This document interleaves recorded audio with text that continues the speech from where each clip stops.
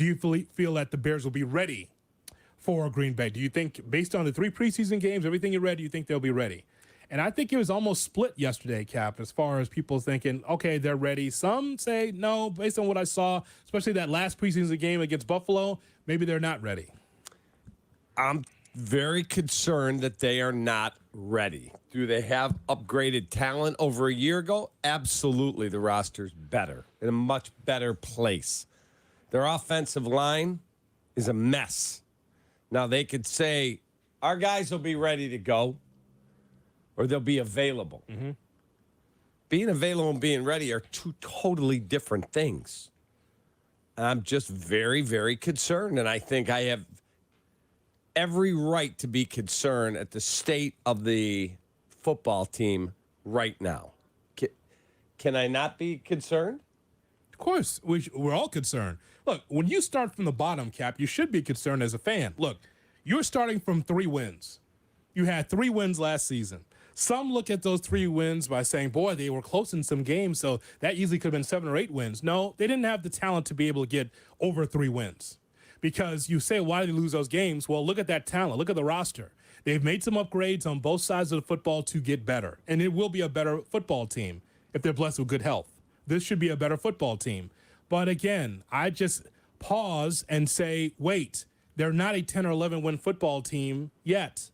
They could be at some point, but not yet. You've got to develop the quarterback first. You got to get this offense going first. You got to get this defense in a pass rushing opportunity. It's one thing to get Ngakoue in name, but who else is going to rush the passer? The Buffalo game, just for a glimpse, was a sample of what we saw last year. There was 1 sack, and it's from a guy they're trying to get rid of, and that's Travis Gibson in that last game. The pass rush was a rumor last year. It's got to get better this year. So, to me, it's not negative. People can say what they want. I couldn't care less. That doesn't matter to me. What I just know my opinion is that you have more question marks than answers on this football team. Yes. You know who else will tell you that? Ryan Poles would tell you that. You want to yell at Ryan Poles? Stand at Lake Forest and yell and see if he can hear you. Because he'd say the same thing that I'm saying, that there's more question marks and things he needs to see in order to be able to make the ball club better for next year.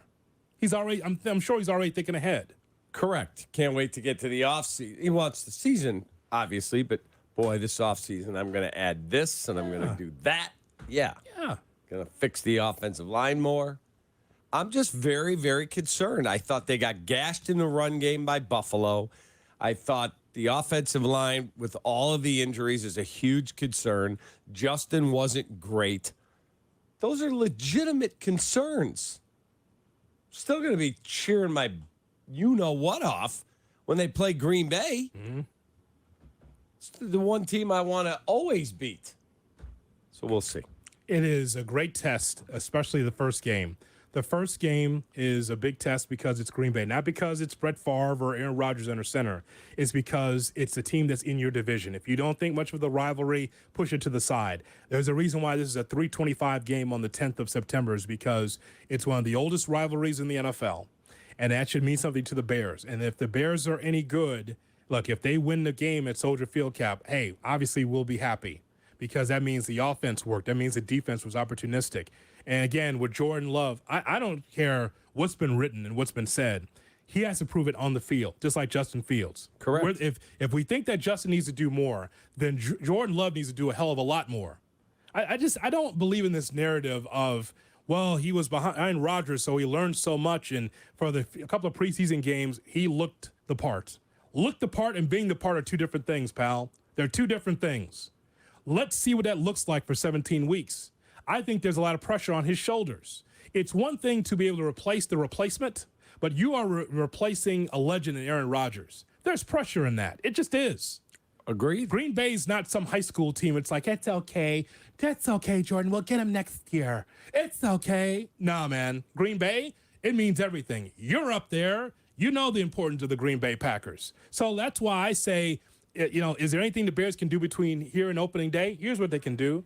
They can make sure that Justin Fields incrementally gets better as a quarterback, meaning connecting to DJ Moore, connecting to Darnell Mooney, if healthy on the team, being able to say, hey, don't recognize Cole Kmet late in the season. How about now, right? Let's not come in here on a Bears Monday and be like, What, Cole Kmet? Is he just chopped liver? You're not going to throw to your tight end? Did he not play today? Right. See? Agreed. We don't want that. And what they can do better, they can still be able to add on, can't they? They added a just for depth, someone on the offensive line. What about the defense? The line. Are they going to get after the quarterback? Adding Yannick Ngakoue was a huge, huge thing. Huge.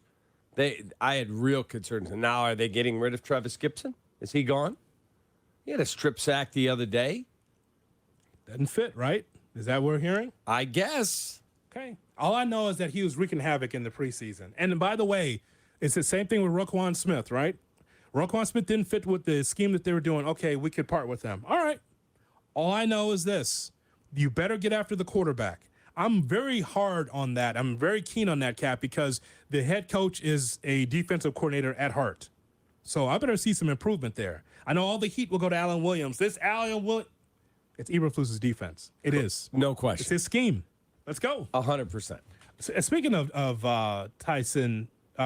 Travis Gibson, the trade request. Yeah, I mean, I'm not going to really comment on that because I don't know much about that. I know that just came out. I can just say this. Travis is an outstanding young man, and he works his tail off. And he's been that great since we've been here. And we wish him well. You know, he had some good plays out there today, too. Is that what he's saying also? Are you adding wishing him well? Well, he didn't say. He's an integral part of our football team. He's a great young man. He works really hard. He's been great since we got here. I know news moves fast in all facets, politics, news, sports.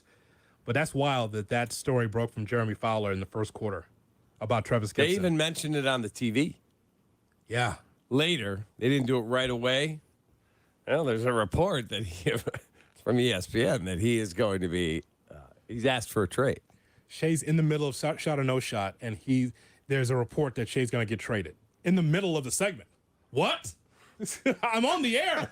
Shane Orling listening to offers from down the dial while I'm doing shot or no shot. I mean, that's wild. But that's how fast news is. That's how fast it goes. It's crazy.